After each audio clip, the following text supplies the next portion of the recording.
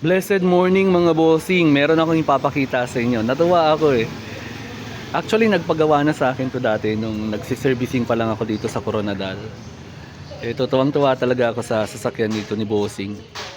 Makinis pa rin siya, alaga pa rin niya. Tignan nyo naman oh. Yung engine bay niya malinis pa rin. Sa gantong katandang sasakyan. 'Di ba? Yung ganyan malinis na yan. And tignan nyo dito sa loob mga bossing. Grabe ang linis. Kahit yung mga kasulok-sulukan. Pati ceiling ha. Oh. Grabe linis eh. Nakakatuwa. Maalaga yung may-ari talaga. Ayan oh. Bata pa may-ari nito mga boss. Talagang mahilig siya sa ganitong sasakyan. Ayan oh. Makinis pa rin.